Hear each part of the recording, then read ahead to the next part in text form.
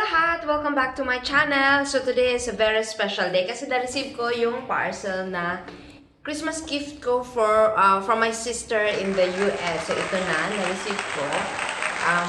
I don't know what is inside. I didn't ask my sister as well because I want to be surprised. Hi, Max.